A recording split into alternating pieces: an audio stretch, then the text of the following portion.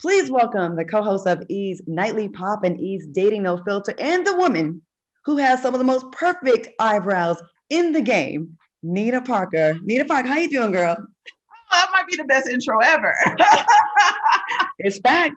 It's An facts. eyebrow shout out. I love it. So I was really intimidated about tonight's show because my eyebrows are always trash.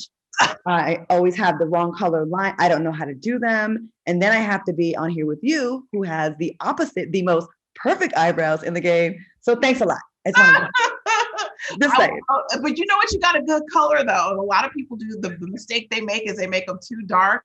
Yours are a great color. You should always go a shade lighter than your hair color. So you on the right track, girl. They look good to me. Well, well, you know what? I'm gonna go ahead and take that compliment because coming from you, you're the eyebrow guru. I'm gonna go ahead and just take that. Thank you. So how you been? Listen, God is good. I'm working quite a bit. So I have to say that things did not slow down for me in the pandemic. So I've been really, really busy. So it's, I'm just coming off of award season, just did Grammys and Golden Globes. So haven't had a lot of days off, but that's a good thing. So I'm just getting a rest where I can. I'm drinking my coffee and just trying to stay energized. So you're quite the coffee what would I call you? Connoisseur, yes. Connoisseur, coffee connoisseur. And we were talking about it started for me when I worked at TMZ. When I worked at TMZ, it was probably my first time working that many hours in a day. So, I would get in there like 5 a.m. and I wouldn't leave till like 6 or 7 at night. And my body was just like, what do I do? So I really didn't drink coffee in college or anything like that. But once I started working there, I started just like drinking coffee because I was like, it's either coffee or crack. Like something's going to have to give. So I went the coffee route. So I told you I shared I've never had a coffee in my life. That's weird. Is that weird to you? So crazy. Well, for someone who drinks it multiple times a day, it's weird. But I know other people who are not coffee drinkers. So you are not alone.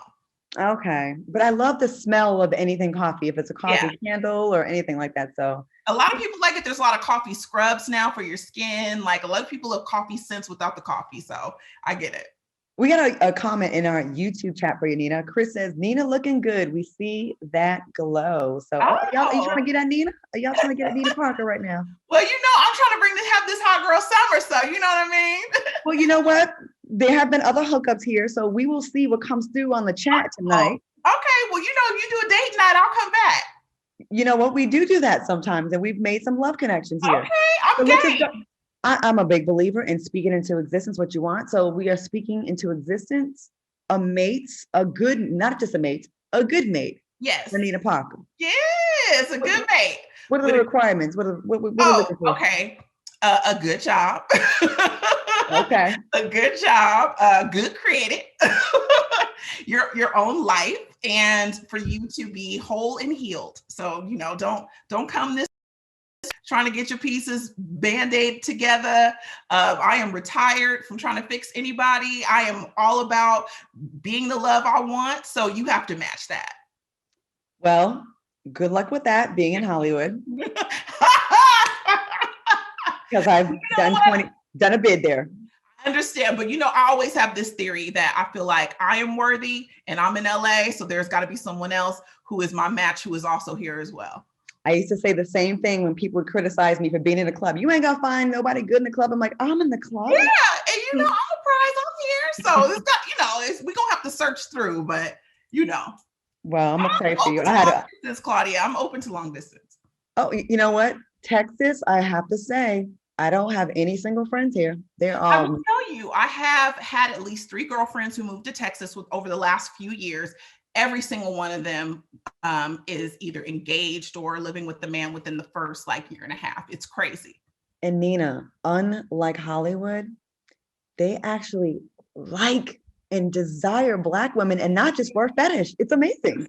It's I'm from the Bay Area originally, and so obviously the Bay Area is very, very culturally diverse, very pro-Black. So I'm used to it's California gets a stigma, but the Bay Area is very loving and affectionate and treats Black women amazing. It is. I get it in LA, but it's definitely a different kind of scope. And not in every place you go. Like I have to kind of go to the Black neighborhoods in Los Angeles. If I'm at a Hollywood rooftop, you might find somebody checking for you, but a lot of times the guys that are checking for me outside of Black neighborhoods are not Black men. That's for sure. Mm-hmm.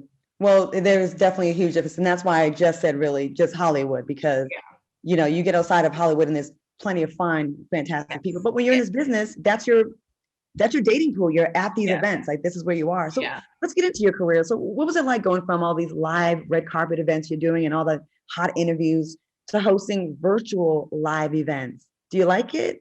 Was it hard to adjust? I do. I like live events better. I'm a social person. I like to be in someone's face. I wish I was next to you right now having this interview. Like I enjoy like the energy and being able to read somebody and, looking at you. And that's a part of it I enjoy. And I think that's how you get the best stuff when you're doing interviews too, because sometimes it's just those little cadences that really create a moment. So I do miss that. I understand though, obviously this has been like a crazy time in this last year. Just the fact that things are up and running is a miracle because we didn't know what the hell was going on. So I miss in person, I miss the red carpet interviews, and more than anything, it's the audience more, because when you're doing these red carpet events, there's so many fans that are around the venues that they have like the bleachers and people are yelling, and it really creates this magical energy. And when they see the people that they love, when we're doing an interview and everybody starts screaming and I turn around and it's Lupita or Denzel, it creates a really wonderful energy. And I miss like talking about the fashion in person. So those kind of things, I really miss, and I hope, we kind of slowly get back to. The Golden Globes was kind of really shut down, but the Grammys was a little bit more. We had more red carpet celebrities that were COVID tested, and now the Oscars is in a month. And so maybe they will have a few in-person things. So it's kind of creeping back to some normalcy. I so miss it. It's something I truly look forward to, it's part of like the kind of like the cult, like in LA, like if you're in Hollywood, the award shows, the BET Awards, the Soul Train, all that stuff is just, it's like a reunion as well. Like, when we think about the BET Awards, everybody knows June, that's coming. Like, the award season is earlier in the year. Like everybody kind of plans their year around these awards. So it's it sucks that it's not as buzzy, but I tell you, next year is going to be crazy. Like everybody's going to be going to every award show, trying to get in. Like it's, people that didn't normally go to award shows, I think are going to be back. I think next year is really going to hit. Well, maybe that'll be good for some of the award shows that struggle to get the bigger name. Absolutely. So you recently posted this wonderful moment of Black Girl Magic over at E Studios. What drives you to be positive and upbeat and, amidst fighting to be heard as a Black woman in America, in this business? Especially because I'm at a place that I'm the only Black woman in the entertainment space where I'm at currently, and so I think it's really important to bring a perspective that other people may not always think about. And it's not always intentional that it's overlooked. Sometimes there's no one that represents you that can give your perspective. So for me, it's always important to represent the voiceless. And I think for so many times, especially when we get in these, what we call mainstream spaces where, they're talking about a lot of like A-list actors and stuff, and we don't always necessarily see our stories reflected. It's important for me to bring that perspective. So, when I do these things and some people are like, well, why are you going here? Or why don't you go to this place? It's like, well, we got to be everywhere. We got to go where we're celebrated. But we also have to be in other spaces so that people can see that we work in every, behind the scenes, in front of the camera. There are so many production assistants and producers who are Black women. And I don't feel like we talk about them enough, who are, out here working. And people will say, they'll see a show and say, oh, there's no Black people working there, but there are. So it's just important for me to really get that across so that people know that they can find representation anywhere. So let's talk about when you are on set. I've seen plenty of clips of you where, you are the, the Black female voice there, right? And the pressure that comes with that, because unlike with our white counterparts, with their missteps or what they say, a lot of times doesn't represent the entire race, as opposed to us. Whatever we do, good or bad, is usually we're speaking on behalf of the Black race. It's a lot of pressure on us. Do you ever worry about when you're getting into it with your co-host sometimes, is it in the back of your mind of how you're coming across? Because, we put a little bit of passion, we are a little passionate about something, a little bass in our voice, we come off angry. Does that ever play a part in in your discussions, in your energy? Yeah, I mean, sometimes, it's in the back of my mind, but I've been doing this for a while, and I've just decided that, someone who sees me as aggressive, someone who would see me as an aggressive or an angry Black woman, it wouldn't matter if I was whispering or if I was yelling. Like I've been the calmest I've ever been, and people have tweeted me or DM'd me and said, "You were so angry."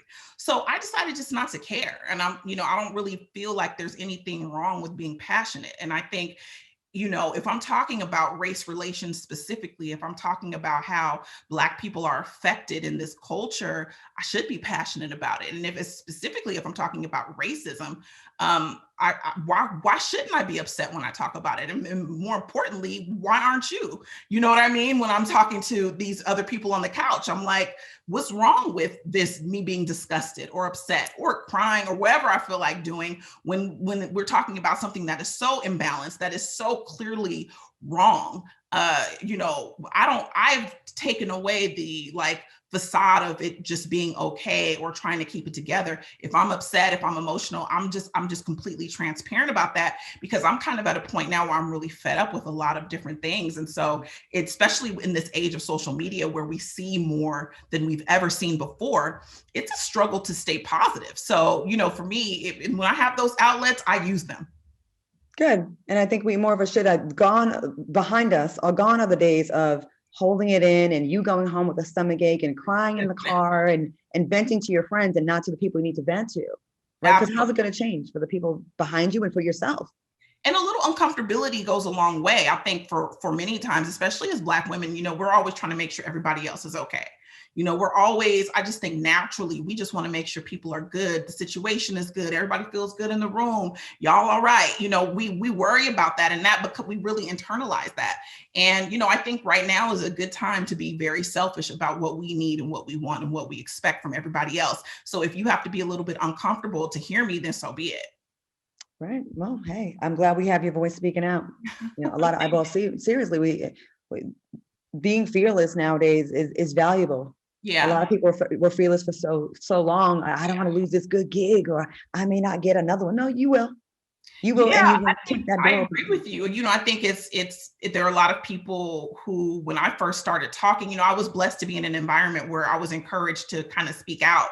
I was in kind of an unorthodox place when I first started, so they encouraged me to be opinionated. But I did go to other places afterwards where they kind of tried to suppress that, where I was told, you're going to look angry, you're going to look like an angry Black woman, and I had some growing pains with figuring out what was important to me. And ultimately, I just felt like somebody is going to love it. It's not, I had to be okay with not being for everybody, not being for every show, not being that, not everybody's going to love my opinion, but there's going to be a home for me. And so that's kind of my mantra, is like, somebody is going to love it. I'm going to make it. And, if it's not for these people, it'll be for somebody else. Now, Nina, you've been on the grind for a minute, and word is you left a 9-to-5 job, landed an opportunity at TMZ, which I was on there a few times. Yes, you were. Oh yeah. How'd you do that? Like, how'd you make that jump? It was crazy. I had gotten my degree in journalism from San Francisco State University, majored in broadcasting. I was a production assistant at the local NBC station in San Francisco. So I was like really for real grinding and trying to get my start. But once I graduated, I just kind of didn't know what direction I wanted to go to. I didn't really love local news. So I was trying to just kind of figure my life out. So I moved to New York for a little while and was trying to get on there and just try to figure it out, but very young, very naive, and very inexperienced. And it did not work out. I ran out of money and I came back to California with my tail in between my legs and was like living at my parents' house. And I thought, well, I'll just work for a year and move to LA and just save money. And 1 year turned into 4. So, it's like anything, you start making a little money, you start spending it, and I had no type of financial literacy at all. So I got an apartment, I got a car, and I'm like, now this is like my life. And this was not where I was supposed to be back in the Bay Area. So I ended up working at this call center for like 4 years after college, miserable, crying every day, calling out sick. Like I just wasn't in my purpose. And one day I was just crying to my mom and she was like, okay, so go to LA. Like, what do you ain't got no kids, you're not married, like leave, girl, go out there. So I literally took my 2 weeks vacation and from the call center. We went out that weekend. I found like a little loft apartment somebody was renting in their house that had no door, and rented it from her and never went back and just literally stayed. I had no job. I had no connections in the industry. I literally just started reaching out online at the time to like applying for jobs and like calling people I knew that might have known somebody, and ended up getting an interview at TMZ. And at the time it was just a website. It wasn't even a TV show. And they were like, look, you've been out for a while. You don't have the experience, but you do have like this tenacity. So we'll bring you on, but you got to start at the bottom, like as a runner. So I was getting lunches, going and getting people's gas and going to pick up tapes from the paparazzi, and like literally was sleeping in my car. Like I remember when Paris Hilton got arrested, they didn't know what day she was getting released from jail. So they were like, Nina, we need you to go to the jail. And if you've never been to Linwood, in Linwood, California, it is, no joke. And I had to go to the Linwood jail, and I slept in the parking lot of the jail or on the front lawn, depending upon the night, because there was a lot of reporters out there because we didn't know what day she was getting out, and we had to be the first to get the tape. So they literally called it Camp Paris, and we would sleep out there every day and to get this tape to bring it back. But I was so happy to do it because for 4 years I had been miserable. So I was like, I'll clean these toilets in this jail. Like I'm trying to get it. And that's really what fueled me. When I first graduated, I was cocky. I was like, I'm not going to do this. I'm not going to do this. I'm a college graduate. By that time, I was like, I'll sweep these floors, whatever y'all need me to do. And that's just kind of what catapulted me. Everything happened really fast. So the website happened. By that fall, they had launched the TV show. I had no plans to be on the TV show, but Harvey kept hearing me talk, like, just talk mess in the newsroom, just like, this person's crazy, or and he thought I was funny. And he was like, why don't you pitch for the show? And I told him no. And he's like, oh, I'm not really asking you. So Harvey gets his way, doesn't he? Harvey gets his way. And there were no Black women in the newsroom. So he was like, you gotta go, you gotta say this. So I did it for the pilot. It went really well. And from that point on, they put me on the show. And it went from like nobody knowing me, being new to LA, to being on this national television show every night and getting recognized in the grocery store in like a week. It was really crazy. And it wasn't just a TV show, it was the TV show. Because everybody watched TV at that time. It really was. And it was nice as somebody Black in the business, in the game, out there, to see a Black face in the newsroom that pitches, because they're going to cover the mainstream artists, the white artists, the entertainers and stuff like that. And it's just nice to have a Black perspective in that room. Right. And I fought for those stories behind the scenes, because I wasn't just pitching, I was writing, I was producing, and I would fight for us to cover Black events, or go send the cameras, to Black events, cover these celebrities outside of being arrested and getting divorced. Like I fought for that for many years. Or they would start coming to me, be like, who is this? Do we know this person? Are they important enough to put up? Like it started to become this thing where they would come to me and be like, who are these people? And it expanded it into this, bigger, broader place for where Black people started to go to get their news. And I created a list there when I worked there. It was like a blast list for, this is how I met Karen Civil. This is how I met Nicole Bitchie at the time. All of these people had their blogs, and I would create relationships with them. So whenever we covered stories about Black people, I was sending it to them so they would get the content first. Wow. Yeah, you were a big part of that. So we're glad we had you right in that spot. We needed you. Yeah, listen, it was all necessary at the time. Let's get into last year. You hosted the Bravo special, Race in America. What was your takeaway after working on that project? I thought it was so necessary, because a lot of times when we have these conversations in these forums, it's always with, political activists, which is fantastic. But sometimes you got to meet people where they're at. And what Bravo wanted to do was use the people that we love, that we see all the time, someone like Portia Williams, and we see them, Candy, and we see them on these shows that we love, but we don't always get these other sides to them. And so when Bravo started to show more of everything that happened with the aftermath of George Floyd, it created a lot of conversations in entertainment spaces. So it didn't matter what they were posting on their pages. People were still talking about these current events. And I think they wanted to get, these Bravo celebrities' opinions opinions on these social climate issues. And so I think that's kind of how that started. And I thought it was a great perspective to see everybody's range and just know that, we're not a monolith. And even if you do a reality show, it doesn't mean that you're not qualified to talk about something that's happening in your community. Well, yeah, they do love to pigeonhole the reality stars, and then Listen, that's all do. they are. They do. So let's, Sharon Osbourne, we definitely got to talk about that. Still making headlines after her conversation with Cheryl Underwood on The Talk. Now, you shared your thoughts about the controversy on your show, Nightly Pop. Let's take a look. Sharon put herself in the arena when she decided to make a public statement saying, "I'm with you, I stand by you," as if he is a victim. And people have a right to criticize that. Mm-hmm. And I think, Sharon is saying, well, why can't I defend my friend? Because your friend is being tone deaf. He's wrong. Your friend is wrong. Yeah. And not only that, your friend is arguably a racist. And so you can defend him, but people are going to have their opinions about that. Well, yeah. So, I mean, I got to ask the obvious question. Why was it important for you to, to share your take on what happened between Sharon and Cheryl? Well, it was important, especially because our late night show, Nightly Pop, is more comedy skewed. Like, we don't do as many, hot current events as other shows, because this is a late night show, comes on after 11 o'clock. It's kind of like you get your cocktail, you drink, you laugh. But for me, there's some times where we have to stop that and do a timeout and talk about something that's imperative. And this has been a conversation that really affected me because I'm a Black woman on camera. So to see another Black woman on camera and feel like her voice was being taken away or stifled really triggered me, because that's happened to me on camera. And I didn't feel like Cheryl was able to speak up for herself. And because of this investigation that's going on, it felt like Sharon was doing these interviews and she was able to speak out, yet Cheryl was staying quiet. And it was important for me to say, I know people behind the scenes who have told me what's been going on. And it was important for me to speak up for them and for everyone else who was watching that honestly was cringing at that really uncomfortable moment on TV.